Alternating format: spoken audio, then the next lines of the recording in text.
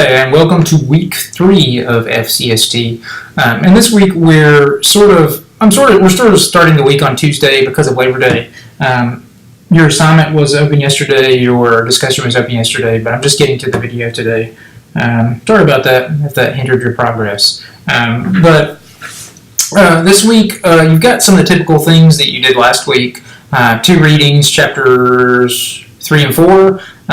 But you've also got, the discussion again that relates to the chapter reading to sort of help you, think about that. And also, the big thing that's different from last week and the week before is that you have one of your bag of skills assignments due. Please make sure that you turn that in on time. That's due on the 7th, this Sunday night at 11:30 p.m. And you turn that in the Dropbox. You upload it as a file in the Dropbox in the week 3 folder. There's a folder specifically for that. There are directions on how to upload that attached to that Dropbox in that folder that's got the assignment name on it. So you shouldn't have any problems with that. If you foresee that you are going to not be able to turn that in or something like that on time, because the Dropbox does lock at 11:30 and you will not be able to turn it in after 11:30. On Sunday night at 11:30, Sunday the 7th, you need to email me and make sure that I know that you are not going to be able to turn it in on time. And then from there you can have a letter grade knocked off.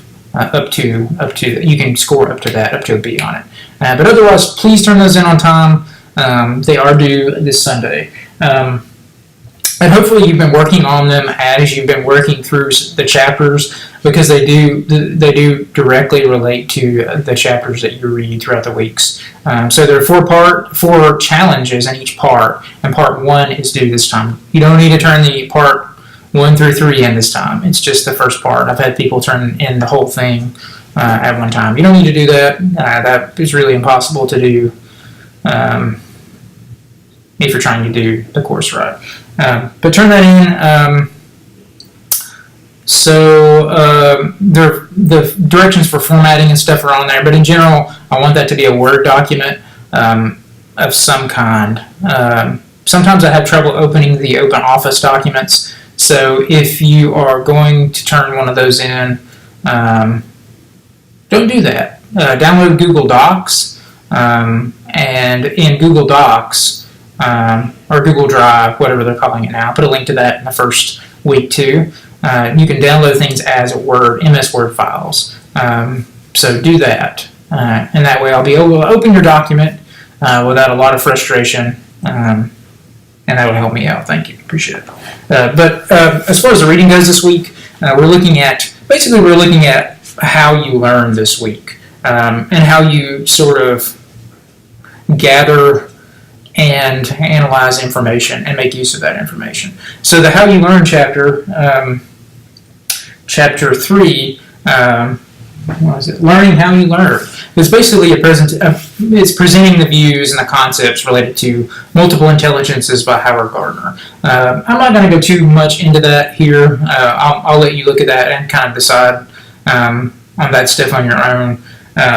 But the main point of view of Gardner is that there are other ways to measure the intelligence you have, other than at the time when he developed this was the standard measure of intelligence, the Stanford and Binet test. The tests you take, they're mathematical and spatial, that give you a number.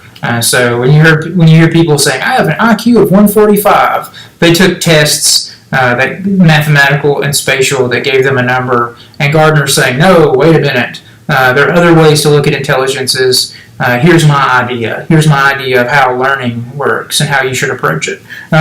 This was developed in 1983. It's not really, well, I'll let you decide, but there are critiques of this. I am very critical of the theory, and I attached another point of view in the video discussion, in the discussion for this week, so you can sort of see like another point of view to these, to the idea of multiple intelligences, and sort of what that is really saying. Because sometimes like it makes sense if you interpret it one way, but then if you look at really how it's saying, maybe it doesn't make so much sense. But I'll let you decide that and think about that. But the creative, critical, and practical thinking chapter, overall, it's pretty broad. You could do, there are entire books that I've read on critical thinking and teaching critical thinking skills. So this chapter is like 15 pages, and it's going over critical, creative, and practical thinking. So it's really a limited amount that it can do for you, but it's giving you a pretty good overview and saying, okay, here's what each of these things are. Here's the process you might go through to kind of attack a problem or an issue or an idea from a critical, creative, or practical stance. I actually find some of the key boxes pretty important, almost more important than a lot of the text, because the key boxes are actually telling you, like, here's what this looks like. But the models too are really great. Of course, read the whole chapter, but pay attention to those key boxes. Don't skip those on this chapter. Even some of the other boxes other than key boxes, the pop-out boxes, they're going to give you a good idea sort of what that is and what creative, critical, and practical thinking are and how to go about doing that. But that's about it. If you have any questions, please ask them through the course FAQ, frequently asked questions box on the homepage. Don't send me any more emails that aren't related to grades. Send me emails about grades. Don't send me emails about how to work a Dropbox or how to turn in an assignment or something. Post those to the FAQ board. I can answer them there for everybody. I'll actually set that up so it can be anonymous too, so you don't feel embarrassed for asking a question that you think is bad, but there are really no poor questions. It's all okay. Well, that's it for this week. Have a good week. Hopefully you had a good, restful Labor Day week. Talk to you later.